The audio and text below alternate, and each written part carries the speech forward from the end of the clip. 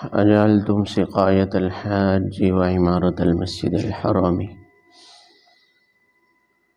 كمن آمن بالله واليوم الآخر وجاهد في سبيل الله لا يستوون عند الله والله لا يهدي القوم الظالمين۔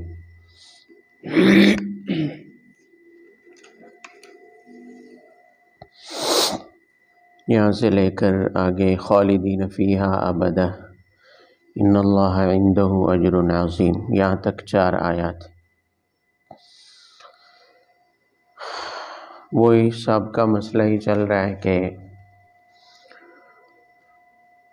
مشرکین مکہ کہتے تھے کہ ہم ہی کیا ہیں، حق والے ہیں، کیونکہ ہم بیت اللہ کے آباد کرنے والے ہیں، مسجد حرام کے ہم متولی ہیں، مسجد حرام کے ہم۔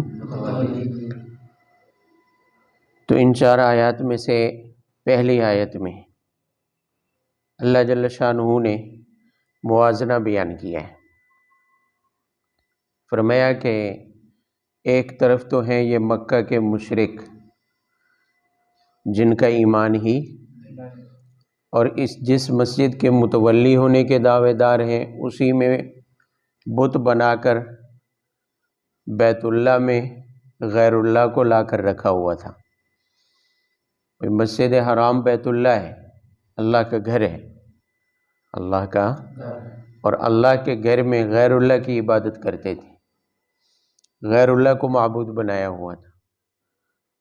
اور ان کی عبادت کیا تھی وہ بھی آپ پڑھ چکے ہیں، سیٹیاں بجانا، اور یعنی چند رسمیں تھیں، چند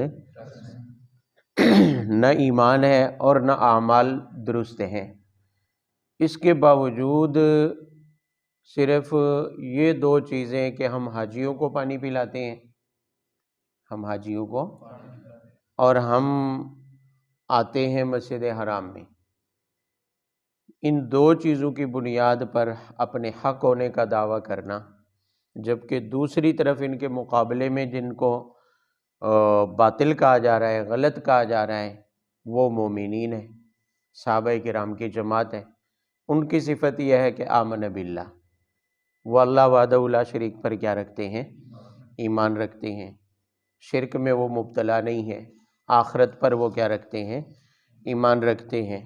اور وجاہد فی سبیل اللہ، سب سے بڑی بات یہ ہے کہ اس ایمان لانے کے ساتھ ساتھ انہوں نے اللہ کے دین کو سربلند رکھنے کے لیے، دوسروں تک پہنچانے کے لیے اپنا سب کچھ لگا دیا۔ جاہدوا فی سبیل اللہ، اللہ کی راہ میں انہوں نے کیا کیا، جہاد۔ اب اگر اس کے لفظ جہاد ایک وسیع مفہوم رکھتا ہے، جہاد جہد سے ہے، جہد کا معنی محنت اور مشقت اٹھانا۔ اب محنت اور مشقت اٹھانا فقط جہاد میں، جنگ میں جا کر لڑنا نہیں ہے، بلکہ اس کی دعوت دینا، اس کی حفاظت کرنا، اور اسلام قبول کرنے کی صورت میں ہر قسم کے مصائب اور تکلیفیں کیا کرنا، برداشت کرنا، حتیٰ کہ جنگ میں جا کر اللہ کے حکم سے اپنا مال اور جان سب کچھ لگا دینا۔ ایک طرف وہ لوگ ہیں اور دوسری طرف یہ مشرکین ہیں جو صرف ان 2 باتوں کو انہوں نے پکڑا ہوا ہے کہ ہم حاجیوں کو پانی پلاتے ہیں، ہم مسجد میں آتے جاتے ہیں۔ ان 2 باتوں کی بنیاد پر یہ لوگ ان کے برابر کیسے ہو سکتے ہیں؟ ایک طرف صحابہ کرام کی جماعت ہے، مسلمانوں کی جماعت ہے، اور ایک طرف یہ لوگ ہیں جن کا ایمان اسلام سے کوئی واسطہ ہی نہیں ہے، اور بیت اللہ جس کے متولی ہونے کے یہ دعوے دار ہیں، اسی میں یہ غیر اللہ کی عبادت کرتے رہے، اسی میں انہوں نے 360 بت لا کر رکھے ہوئے تھے۔ تو فرمایا یہ کیسے برابر ہو سکتے ہیں؟ اجعلتم، کیا تم حاجیوں کے پانی پلانے اور مسجد کے آباد کرنے کو، آنے جانے کو، کمن آمنا، اس کے برابر سمجھتے ہو جو اللہ پر ایمان لائے، آخرت کے دن پر ایمان لائے اور اللہ کی راہ میں کیا کرے؟ لا یستوون عند اللہ، فرمایا تمہارے نزدیک ہو سکتے ہیں یہ برابر، لیکن اللہ کے ہاں یہ برابر نہیں ہے۔ واللہ لا یہدی القوم الظالمین، اور یہ تو ظالم ہے، اور ظلم کیا ہے ان کا کہ وضع الشیء فی غیر محلی، انہوں نے اللہ کی عبادت غیر اللہ کے آگے رکھ دی ہے، اللہ کے سامنے جھکنا کی بجائے غیر اللہ کے آگے انہوں نے جھکنا شروع کر دیا، تو اللہ کے آگے سامنے کھڑے ہو کے حساب و کتاب کو یہ بھول گئے، آخرت کو یہ بھول گئے، دوبارہ زندہ ہونے کو یہ کیا ہے، بھول گئے ہیں تو فرمایا یہ کیسے برابر ہو سکتے ہیں؟ الذین آمنوا وہاجروا وجاہدوا فی سبیل اللہ باموالہم وانفسہم اعظم درجۃ عند اللہ واولئک هم الفائزون۔ اللہ رب العزت کی طرف سے آنے والی 3 آیات میں مشرکین کے مقابلے میں صحابہ کرام کے لیے 4 انعامات کا اعلان ہے۔ 4 توجہ سے فرمایا کہ یہ 3 صفات جن میں پائی جاتی ہیں، ایمان، ہجرت اور جہاد۔ ایمان اور یہ تینوں کوئی آسان نہیں ہے بھئی، یہاں ہمارے لیے پاکستان میں بیٹھ کے اسلام کا اعلان کرنا کوئی مشکل بات نہیں ہے مشکل، لیکن اس وقت ایمان اور اسلام کا اعلان کرنا کہ جب ابو جہل جیسے ظالم حضرت سمیہ رضی اللہ عنہ کے ساتھ کیا کیا کہ ان کے جسم کے 2 ٹکڑے کر دیے، الگ الگ، ایک حصہ جسم کا، ایک پاؤں ایک اونٹ سے باندھا، دوسرا پاؤں دوسرے اونٹ سے باندھ کر مخالف سمت میں دوڑا دیے۔ جہاں یہ تشدد ہو رہا ہو صرف اسلام قبول کرنے پر، کلمہ پڑھنے کے اوپر، جہاں حضرت بلال رضی اللہ عنہ کے جسم کو انگاروں پر رکھ کر اور ان کے اوپر بھاری پتھر لا کر رکھ دیے جاتے ہیں۔ حضرت بلال رضی اللہ تعالیٰ عنہ کہتے ہیں کہ بعض اوقات انگارے جو ہوتے تھے، دہکتے ہوئے انگارے، وہ خون اور گوشت کے پانی سے وہ انگارے بجھ جاتے تھے جلتے ہوئے۔ گوشت جب جلتا تھا اور اس کا پانی اور خون رستا تھا جو انگاروں کے اوپر گرتا تو وہ بجھ جاتا تھا، اور عرب کی گرم ریت کے اوپر لٹا کر اوپر بھاری پتھر رکھ دیے جاتے تھے۔ ایسے حالات میں آمنو، وہ ایمان لائے، اور فرمایا کہ وہاجرو، انہوں نے کیا کی ہے؟ لفظ ہجرت، نام لینا آسان بات ہے، جنہوں نے ہجرت کی ہے ان سے آپ پوچھ کے دیکھیں۔ یہیں پر تصور کر لیں کہ ہمیں آج اعلان ہو جائے کہ سب کچھ چھوڑ کے نکلنا ہے، اپنی بستی، اپنا علاقہ جہاں بچپن گزرا ہے، جہاں پر نسلیں گزری ہیں، اس علاقے کو چھوڑ کے، صرف چھوڑ کے نہیں جانا، سب کچھ چھوڑ کے جانا ہے۔ عزیز و اقارب، رشتہ دار مسلمان نہیں ہوئے تھے اکثر، ان کو چھوڑ کے سب کچھ، مال اسباب، اکیلے خالی ہاتھ 300 میل سے زیادہ کے سفر کے اوپر ہجرت کر کے جانی ہے، اپنا وطن چھوڑ کے جانا ہے۔ تو وطن چھوڑنا کون سا کوئی آسان کام ہے؟ اپنا سب کچھ چھوڑنا کوئی آسان کام نہیں ہے۔ اور اسی طرح جاہدوا فی سبیل اللہ، جاہدوا فی سبیل اللہ، اور سب سے مشکل کام یہ ہے کہ ہجرت اور ایمان کے بعد انہی عزیز و اقارب کے مقابلے میں کھڑے ہو کے پھر میدان جنگ میں لڑنا، تلوار اٹھانا، مال جان کی قربانی ایک الگ آزمائش ہے۔ کل پڑھا ہے ہم نے پچھلے سبق میں کہ اللہ کی طرف سے آزمائش اس بنیاد پر تھی کہ تمہارے سامنے تمہارے عزیز و اقارب ہے، کسی کے سامنے بھائی ہے، کسی کا چچا ہے، کسی کا بھتیجا ہے، سارے رشتہ دار ہیں، کسی کا بھانجا ہے، کسی کا ماموں ہے سامنے، اپنے ہی عزیز و اقارب کے خلاف تلوار لے کے کھڑے ہونا پھر میدان کے اندر۔ فرمایا جنہوں نے یہ تینوں قربانیاں دی ہیں کہ ایسے حالات میں ایمان قبول کیا، وہاجروا اور ہجرت کی ہے، وجاہدوا فی سبیل اللہ باموالہم وانفسہم، اور میدان جہاد میں اپنے مالوں اور جانوں کو خرچ کیا ہے۔ پہلی بات تو یہ ہے کہ اعظم درجۃ عند اللہ، سب سے بلند درجہ انہی کا ہے، سب سے بلند درجہ۔ بھئی لفظ اعظم اسم تفضیل ہے، پہلے ہی آپ نے پڑھ رکھا ہے، بتایا جا چکا ہے کہ انبیاء کے بعد سب سے بڑا مقام جس طبقے کا ہے وہ طبقہ یا اس مقام کا نام صحابیت کہلاتا ہے۔ نبوت کا مقام بھی اللہ کا انتخاب ہے، جس کو چاہتے ہیں نبی بنا دیتے ہیں، بندہ ہزاروں سال عبادت کرے نبی نہیں بن سکتا۔ اور صحابیت کا مقام بھی اللہ کا انتخاب کردہ ہے، اللہ کا منتخب کردہ ہے، ورنہ اگر کوئی اپنے اختیار سے صحابی بنتا یا نبی کو اختیار ہوتا کہ جس کو چاہیں صحابی بنا لے تو ابو طالب کلمہ پڑھ چکا ہوتا، حضور صلی اللہ علیہ وسلم کے 9 چچا تھے، 9 کے 9 کلمہ پڑھ چکے تھے ہوتے، صرف 2 نے پڑھا ہے، حضرت حمزہ اور حضرت عباس۔ تو مطلب یہ ہے کہ مقام صحابیت اللہ کا انتخاب ہے، جس کو چاہیں دے دیں۔ آپ نے دعا مانگی کہ یا اللہ اسلام کو عزت عطا فرما بعمرین، عمر بن ہشام یعنی ابو جہل یا عمر بن خطاب کے ذریعے۔ دعا میں دونوں تھے، دعا میں دونوں تھے۔ اب ایک طرف چچا ہے، ابو جہل چچا ہے آپ کا، اور ایک طرف عمر بن خطاب ہے جو رشتے میں چچا نہیں ہے، اتنا قریبی رشتہ نہیں ہے۔ ظاہر ہے یقیناً ہم اور آپ ہوتے تو ہماری بھی یہی خواہش ہوتی کہ چچا ہی آ جائے، چچا ہی۔ آپ صلی اللہ علیہ وسلم نے دعا قبول کی، عمر بن خطاب کو لائے۔ انتخاب کا حق اللہ کے علاوہ کسی کو نہیں تھا، تو مقام صحابیت کا انتخاب اللہ نے فرمایا ہے۔ اس لیے اللہ رب العزت فرماتے ہیں اعظم درجۃ عند اللہ، اللہ کے ہاں یہ لوگ سب سے بلند درجے والے ہیں۔ سب سے بلند درجے کا مطلب بعد الانبیاء، انبیاء کے بعد تمام انسانیت سے افضل طبقہ وہ صحابہ کرام ہیں۔ وَأُولَٰئِکَ هُمُ الْفَائِزُونَ، آگے انعامات ہے۔ پہلا انعام فرمائے اولئک هم الفائزون، اولئک هم اولئک جمع کا لفظ ہے، ہم بھی ضمیر جمع کیا اور الفائزون صیغہ بھی جمع کا ہے۔ فرمایا یہ سب کامیاب ہیں، یہ سب کیا ہیں؟ اور آج کے ملنگ کہتے ہیں جی نہیں ناکام ہو گئے تھے، نعوذ باللہ من ذالک۔ یہ ایسے ہی بات ہوئی، یہ تو حضرت سید عطا اللہ شاہ بخاری رحمۃ اللہ علیہ ملتان میں تانگے ہوتے تھے پرانے زمانے میں، آج کل تو رکشے ہیں۔ ملتان میں تانگے کی سواری بڑی مشہور تھی، یہ گھوڑا لگا ہوتا ہے ریڑھی کے آگے، جو تانگا دیکھا ہوگا آپ نے، تانگے کے اوپر بیٹھے ہوئے پیچھے سید عطا اللہ شاہ بخاری رحمۃ اللہ علیہ، اور ملانگی جو ہے وہ سوٹے لگا رہے ہیں روڈ کے ساتھ ہی۔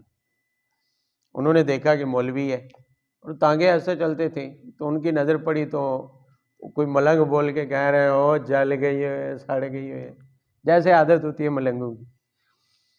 تو حضرت اللہ شاہ بخاری رحمۃ اللہ علیہ نے تانگے والے کو روکا، کہا 1 منٹ صبر کرو۔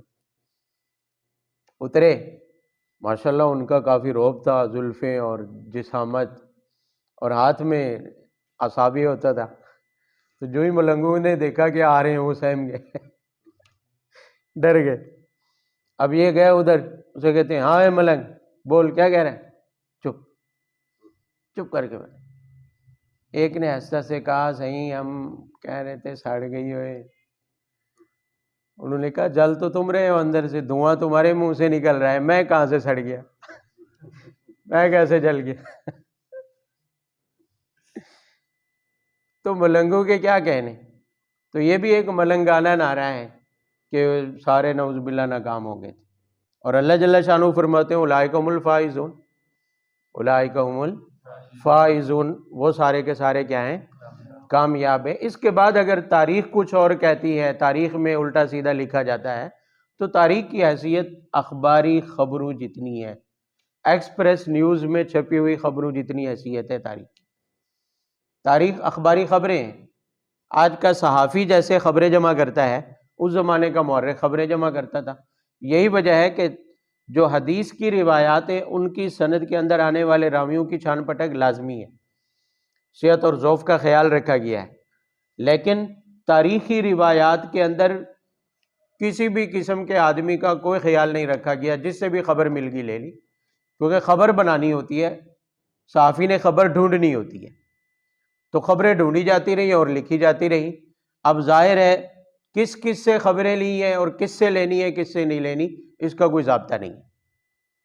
تاریخ میں معتبر صرف وہی روایت ہوگی، اگر اس کو آپ کسی بات کے اندر سند بنانا چاہتے ہیں تاریخی روایت کو، تو اس کی جو سند میں راوی آتے ہیں ان راویوں کو پھر حدیث کے اصول پر جانچا جائے گا، پرکھا جائے گا۔ ان روایات کے اگر راویوں کی حیثیت حدیث کے راویوں جتنی ہوگی تو پھر تو وہ قبول ہو سکتی ہے، ورنہ نہیں۔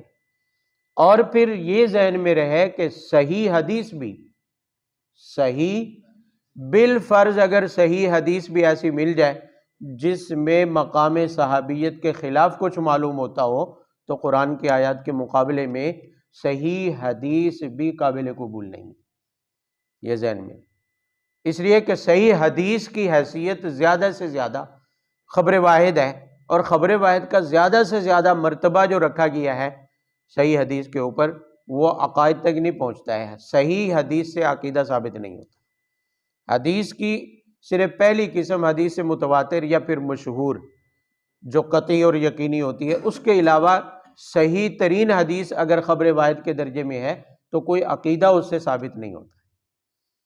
اور پھر قرآن کی کسی آیت کے مقابلے میں ہو صحیح حدیث خبر واحد، تو قرآن کے مقابلے میں اگر وہ قرآن سے ٹکراؤ ہو رہا ہو، اس کا تضاد آ رہا ہو، تو وہ بھی قابل قبول نہیں۔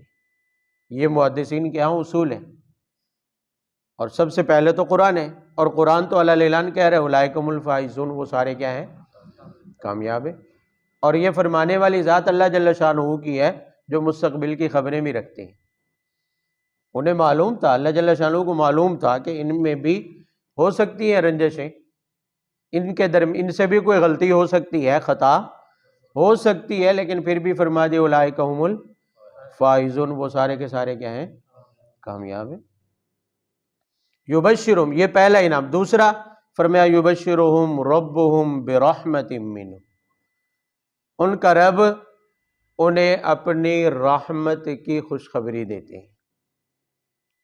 اور ہم میں سے غیر صحابی جتنی پہنچی ہوئی سرکار ہو جائے، جتنا بڑا ولی اللہ ہو جائے، کسی کو یقینی طور پر یہ معلوم ہے کہ میں اللہ کی رحمت کا بس مستحق ہو چکا ہوں؟ نہیں۔ امیدوار تو ہو سکتا ہے، ہر ایک ہو سکتا ہے، ہر گناہگار بندہ ہو سکتا ہے، ہر نیکوکار ہو سکتا ہے رحمت کا امیدوار۔ یہاں خود رب فرما رہے ہیں کہ میری طرف سے انہیں رحمت کی خوشخبری سنا دی، میری طرف سے۔ بھئی ہم گناہوں کے انبار لگا کر صرف رحمت کے امیدوار ہو کر کہتے ہیں جی بخشے جائیں گے، ہمیں اللہ کی رحمت سے امید ہے، یقین تو ہمیں نہیں ہے نا کہ ہمیں رحمت حاصل ہے۔ وہاں اللہ جل شانہ فرما رہے ہیں کہ میری رحمت کے یہ مستحق ہیں، انہیں خوشخبری سنا دیجیے۔ اب اگر کوئی لغزش ہوتی بھی ہے تو وہ رحمت کا وعدہ تو ان سے پہلے ہے، رحمت اور مہربانی کا وعدہ تو ان سے پہلے ہے۔ تو ایک ایسا بندہ جو اپنے گناہوں کے باوجود صرف رحمت کا امیدوار ہو سکتا ہے، وہ اٹھ کر ہمارے جیسا اعلان کرے جی فلاں صحابی غلط تھا، نعوذ باللہ، فلاں ایسا تھا، فلاں ویسا تھا، اسے اس کی یہ حیثیت ہی نہیں کہ وہ صحابی کے خلاف بات کرے، صحابی پر اعتراض کرے۔ یہ تو ایسے ہی ہوگا نا کہ کوئی نئی کھڑا ہو کے انجینئر کے اوپر اعتراض کرے کہ یہ تم نے نقشہ غلط بنایا، یہ تم نے عمارت ٹھیک نہیں بنائی ہے۔ اور تیسرا وعدہ اور تیسرا انعام کیا ہے؟ ورضوان، اسی بارے میں آگے آ رہے ورضوان من اللہ اکبر۔ یاد رکھیے ایمان کے بعد، ایمان کے اللہ جل شانہ کی تمام نعمتوں میں سب سے بڑی نعمت اللہ کی رضامندی ہے۔ آپ نے پڑھا ہے اہل جنت کو آخری خوشخبری اللہ جل شانہ کیا فرمائیں گے؟ جب اللہ کا دیدار ہوگا، حدیث میں آتا ہے، تو اللہ جل شانہ اہل جنت سے کہیں گے کیا مزید تمہیں چاہیے؟ مانگو جو مانگنا ہے۔ جب مانگ مانگ کے تھک جائیں گے اور کہیں گے یا اللہ سب کچھ آپ نے دے دیا ہے، ہم کیا مانگیں؟ دیدار ہوگا، اور دیدار کے بعد اللہ جل شانہ فرمائیں گے آج کے بعد میں تمہیں اپنی رضامندی دیتا ہوں، میں اپنی، یعنی آج کے بعد میں کبھی تم پر ناراض نہیں ہوں گا۔ یہ اہل جنت کا آخری انعام ہوگا، آخری جو اللہ جل شانہ اہل جنت پر فرمائیں گے، اور اسی کی بنیاد پر وہ جنت ہے کہ وہاں اللہ کی ناراضگی نہیں ہے۔ یہاں ہے کیونکہ دنیا دارالامتحان ہے، میں اور آپ ہر ایک اس خوف میں مبتلا ہے کہ پتہ نہیں اللہ کی رضا ملتی ہے یا نہیں، اللہ کی رضامندی کے مستحق ہوتے ہیں یا جنت بنی ہی اسی وجہ سے جنت ہے کہ اللہ کی رضامندی وہاں ہر ایک کو حاصل ہوگی۔ لیکن یہی رضامندی جو جنت کی نعمتوں میں سب سے بڑا انعام ہے اور دنیا کی نعمتوں میں بھی سب سے بڑا انعام ہے، اللہ جل شانہ نے فرمایا کہ ورضوان، میری طرف سے انہیں رضامندی کی بھی خوشخبری سنا دی، یعنی صحابہ کرام کے لیے میری طرف سے رضامندی۔ اور 30ویں پارے میں رضی اللہ عنہم ورضوا عنہ، وہاں بھی صاف صریح اعلان کر دیا گیا اب ایک طرف خالق کائنات فرما رہا ہے کہ میں ان سے راضی ہوں، وہ میری رحمت کے مستحق ہیں، اور ایک طرف ملنگ جاہل آج کا 14ویں صدی کا ہمارے جیسا کوئی گناہ گار کالی زبان سے اٹھ کر کھڑا ہو جائے، جی فلاں صحابی نعوذ باللہ ایسا تھا، فلاں ویسا تھا، فلاں ویسا تھا، اس کی یہ حیثیت کیسے ہو سکتی ہے؟ میں نے پہلے عرض کہ امام احمد بن حنبل حضرت امام مالک رحمۃ اللہ علیہ سے، شاید میں نے پہلے بتایا ہو، ایک آدمی نے آ کر عرض کیا ان کی مجلس میں کہ فلاں بندہ صحابہ کرام کو برا بھلا کہتا ہے، نازیبا الفاظ کہتے ہیں، تو امام مالک رحمہ اللہ نے فرمایا کہ اس کا اپنا ایمان مشکوک ہے، اس کا اپنا ایمان مشکوک ہے۔ کیوں؟ اس لیے کہ لغیظ بہم الکفار، صحابہ کرام پر غصہ تو صرف کافر کو ہوتا ہے، جو انہیں برا بھلا کہتا ہے اور ان پر غصہ کا اظہار کرتا ہے تو لغیظ بہم الکفار، وہ کفار کی فہرست میں آئے، اس کا اسلام اور ایمان سے کوئی تعلق۔ یہ تو حدیث پاک میں ہے کہ اذا رأیتم الذین یسبون اصحابی، جب تم ایسے لوگوں کو دیکھو جو میرے صحابہ کرام کو برا بھلا کہہ رہے ہیں، فرمایا فقولوا لعنت اللہ علی شرکم، تم انہیں کہو کہ اللہ کی لعنت ہو تمہارے شر پر۔ اور یاد رہے کہ لعنت صرف کافر پر جائز ہے، متعین طور پر لعنت صرف اس پر جائز ہے جس کا کفر پر یقینی مرنا کیا ہو، ثابت ہو۔ اور آپ صلی اللہ علیہ وسلم فرما رہے ہیں کہ صحابی کو برا بھلا کہتے ہوئے کسی کو دیکھو تو قولوا لعنت اللہ علی شرکم، اسے کہو کہ تم پر اللہ کی کیا ہو، لعنت ہو تمہارے شر پر۔ تو اب یہاں دیکھو وجہ اس کی ظاہر ہے، قرآن کتنی بار واضح اور صاف طور پر رب العالمین اعلان فرما رہے ہیں۔ تو تیسرا انعام کیا ہے؟ ورضوان، اللہ کی طرف سے ہمیشہ کی رضامندی ہے۔ اور چوتھا وجنات لہم فیہا نعیم مقیم، فرمایا کہ اللہ کی طرف سے انہیں جنت کی خوشخبری سنا دی۔ اللہ کی طرف سے بھئی ایک طرف وہ شخصیات ہیں جنہیں دنیا میں جنت کی خوشخبری سنائی جا رہی ہے، اور دوسری طرف آج کے ہمارے جیسے گناہ گار جن کو ایمان کا بھی یقین نہیں ہے کہ ہمارا ایمان اللہ کے ہاں قبول ہے یا نہیں، ہمارا کوئی عمل اللہ کے ہاں قبول ہے یا نہیں ہے، ہمیں یہ پتہ بھی نہیں ہے کہ ہمارا خاتمہ ایمان پر ہوتا ہے یا نہیں۔ آج کا ایسا بندہ کھڑا ہو کر کہے جی وہ تو نعوذ باللہ جہنمی ہے، نعوذ باللہ گمراہ ہو گئے تھے، فلاں ہو گیا تھا، تو یہ ظاہر ہے رب العالمین کی ان سندوں کے بعد، رب العالمین کے ان اعزازات کے بعد اور انعامات کے اعلان کے بعد اس کا اپنا ایمان ہی مشکوک ہے، اپنی ایمانی حیثیت ہی اس کی کیا ہو جاتی ہے، مشکوک ہو جاتی ہے۔ خالدین فیہا ابدا، فرمایا صرف جنت نہیں ملے گی بلکہ وہ اس میں ہمیشہ رہیں گے۔ ان اللہ عندہ اجر عظیم، اور اس کے علاوہ اللہ کے ہاں بہت بڑا کیا ہے، اجر ہے۔ اللہ اکبر، بھئی یہ ایسے نہیں ملا۔ میں آج دیکھ رہا تھا، اللہ تعالیٰ سب کو لے جائے، حج و عمرے کے لیے لے جائے، ان جگہوں کی زیارت کریں۔ وہ ایک بندہ ہے کوئی پاکستانی، اس نے ویڈیو ریکارڈ کی ہوئی تھی غار ثور کی، صحیح ہٹا کٹا جوان آدمی ہے، غار ثور کے دہانے پہ بیٹھ کے کہہ رہا ہے یار میں تو حیران ہوں کہ مجھے یہاں چڑھتے ہوئے 3 گھنٹے لگے ہیں اور سانس پھولی ہوئی تھی۔ وہ ویڈیو شوٹ کرنے کے لیے وہاں گئے غار ثور میں، وہ ہجرت والی غار جہاں پر آپ صلی اللہ علیہ وسلم اور حضرت ابوبکر صدیق رضی اللہ عنہ آ کر ٹھہرے تھے۔ اکیلا وہ کہتے ہیں میں چڑھتا ہوا، جبکہ وہاں آج کل سہولت بن گئی ہے، بعض جگہوں پر سیڑھیاں نما انہوں نے وہ پتھروں کی کھدائی کر کے سیڑھیاں سی بنا دی ہیں، اور بعض جگہ پر ٹیک سہارے کی جگہ چیزیں بھی لگی ہوئی ہیں۔ اس کے باوجود 3 گھنٹے میں وہ کہتے ہیں میں پہنچا ہوں، صحیح صحت مند ہٹا کٹا جوان آدمی۔ اسی راستے کے اوپر حضرت ابوبکر صدیق رضی اللہ عنہ رسول اللہ صلی اللہ علیہ وسلم کو کندھوں کے اوپر اٹھا کر تشریف لے گئے۔ انہوں نے اپنے خون لگائے ہیں، پسینے لگائے، ہمارا کیا لگا ہے اسلام کے اوپر؟ حضرت عمر رضی اللہ تعالیٰ عنہ، مشکوٰۃ شریف میں روایت آتی ہے، غالباً بخاری یا مسلم میں سے کسی ایک کے واسطے سے، حضرت عمر رضی اللہ تعالیٰ عنہ فرماتے ہیں کہ میری ساری زندگی کے اعمال ابو بکر کے صرف ایک دن اور ایک رات کے عمل کے مقابلے میں اگر سودا ہو سکتا تو میں اپنی ساری زندگی کے اعمال دے دیتا اس ایک رات اور ایک دن کے عمل کے بدلے میں۔ تو کون سا ہے وہ ایک دن اور ایک رات کا عمل؟ تو کہنے لگے رات کا عمل تو وہ غار ثور والا ہے۔ خود حضرت عمر فرماتے ہیں کہ جب حضرت ابوبکر صدیق رضی اللہ تعالیٰ عنہ غار ثور میں آپ صلی اللہ علیہ وسلم کو اٹھا کر تشریف لے گئے کندھوں کے اوپر، اور غار کے اندر سوراخ تھے چھوٹے چھوٹے، آپ صلی اللہ علیہ وسلم کو فرمایا کہ غار کے دہانے پر رک جائے۔ غار ایسے ہے، غار کا دہانہ اوپر ہے اور جہاں پر جا کر بیٹھے ہیں وہ ایسے نیچے ہے۔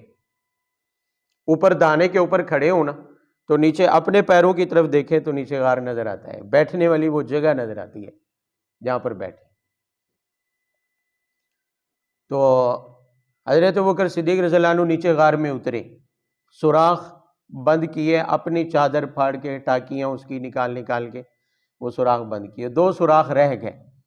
تو حضرت ابوبکر نے دونوں کے اوپر اپنے پاؤں رکھ لیے اور آپ صلی اللہ علیہ وسلم کو اندر بلایا۔ آپ صلی اللہ علیہ وسلم اندر تشریف لائے، تھکاوٹ کی وجہ سے نیند آ گئی۔ حضرت ابوبکر صدیق کی گود میں سر ہے اور حضرت ابوبکر صدیق بیٹھے ہیں، نیچے سے سانپ نے آ کے ڈس لیا اور درد اور تکلیف کی وجہ سے ہلے نہیں ہیں، اٹھایا نہیں ہے، لیکن آنکھوں سے آنسو، ضبط کی وجہ سے آنسو نکلے اور وہ آنسو آپ صلی اللہ علیہ وسلم کے چہرہ مبارک کے اوپر گرے تو آپ بیدار ہوئے۔ پوچھا ابوبکر خیر تو ہے، کیا آپ کو ڈر لگ رہا ہے؟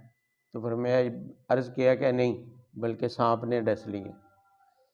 آپ نے لعاب مبارک لگایا تو درد تکلیف ختم ہو گئی۔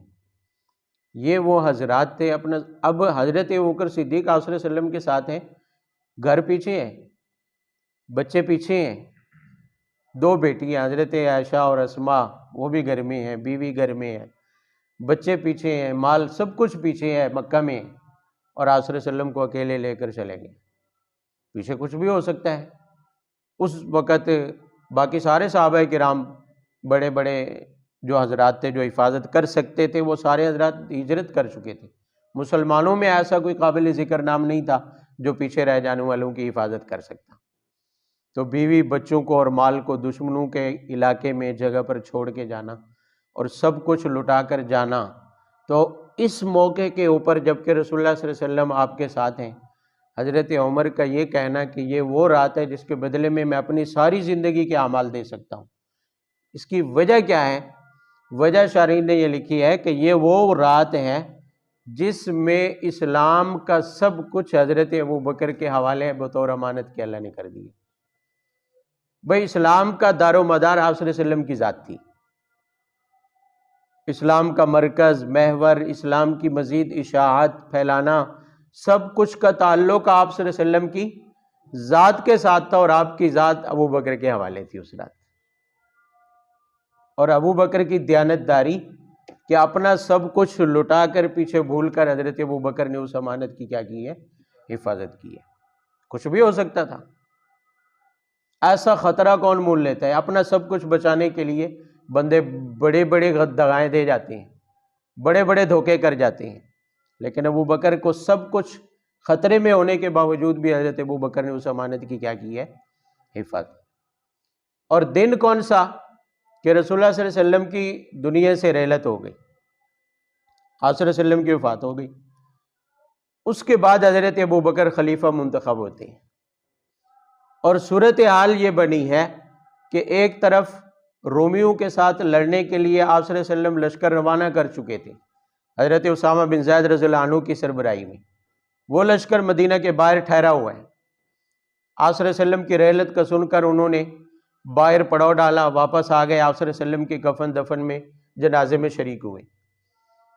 اب ایک طرف اس لشکر کو روانہ کرنا ہے اور دوسری طرف یمن سے لے کر مدینہ تک 20 کے قریب قبائل وہ تھے جن کے اندر کچھ لوگ یا تو منافقانہ طور پر مسلمان ہوئے تھے، انہوں نے اعلان کر دیا واپس پھرنے کا، پھر گئے وہ، یا کچھ ایسے تھے جنہوں نے زکوٰۃ دینے سے انکار کر دیا۔ یعنی مدینہ سے یمن تک پورے عرب کے اندر مختلف جگہوں کے اوپر شورش تھی، اور دوسری طرف مسیلمہ کذاب نے جھوٹی نبوت کا دعویٰ کر رکھا تھا، اس نے بھی اپنے ساتھ بڑا لشکر جمع کر لیا ہوا، تین طرف سے مدینہ خطرے میں گرا ہوا تھا، ہر طرف سے۔ اور یہ موقع ایسا تھا کہ بڑے سے بڑا آدمی بھی کیا ہے، غلطی کر جاتا ہے۔ حضرت ابوبکر صدیق رضی اللہ تعالیٰ عنہ نے اسامہ بن زید رضی اللہ عنہ کو کہا کہ لشکر لے کر رومیوں کے مقابلے میں روانہ ہو جائیں۔ باقی صحابہ کہہ رہے ہیں کہ ایسا نہ کریں، مدینہ غیر محفوظ ہو جائے گا۔ اب باہر کے دشمن کے لیے لشکر بھیجنے کی بجائے مدینہ کی حفاظت لازم ہے۔ فرمایا نہیں، آپ صلی اللہ علیہ وسلم بھیج چکے تھے تو جائے گا۔ اور جو زکوٰۃ کا انکار کر رہے تھے، فرمایا ہم ان سے جہاد کریں گے۔ مدینہ میں اعلان کروا دیا کہ جہاد کی تیاری کریں، منکرین زکوٰۃ سے جہاد ہوگا۔ حضرت عمر آئے، ابو بکر کیا کر رہے ہیں؟ اس وقت تو لوگوں کے ساتھ نرمی سے پیش آنے کی ضرورت ہے۔ اگر ایسا ہوا تو ہمارے پاس کچھ ہمارے ہاتھ نہیں رہے گا، مدینہ کا دفاع مشکل ہو جائے گا۔ ایک لشکر جا چکا ہے رومیوں کے مقابلے میں، جبکہ ہم کم تعداد میں رہ گئے ہیں، اور باہر کے جو قبائل ہیں ان میں بھی شورش برپا ہے۔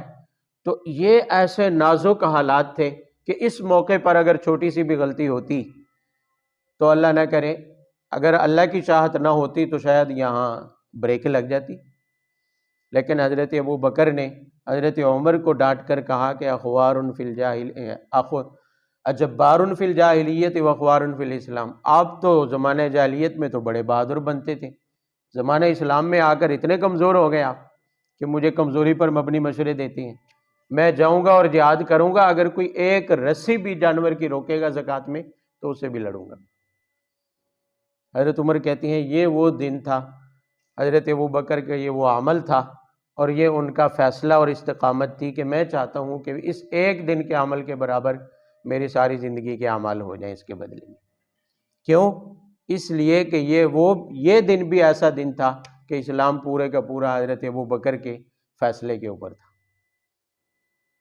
اسلام کی بقا کے ظاہری اسباب، ویسے تو اللہ تعالیٰ کی ذات ہے بچانے والی، حفاظت کرنے والی، لیکن ظاہری سبب تو وقت کا خلیفہ اور حاکم کا فیصلہ تھا۔ اگر یہاں تھوڑی سی بھی غلطی ہوتی اور استقامت نہ رہتی تو کچھ بھی ہو سکتا تھا، لیکن اسلام کی جو امانت یہاں حضرت ابو بکر کے اوپر اس کا دار و مدار تھا فیصلے پر، وہ بکر نے اس کی کما حقو اس کا پورا حق ادا کر دیا۔ تو یہ دن اور رات وہ تھے کہ جہاں پورے کے پورے اسلام امانت کے طور پر ابو بکر کی تحویل میں تھا، اور ابو بکر نے اس امانت کی کمال دیانت داری کے ساتھ حفاظت کی ہے۔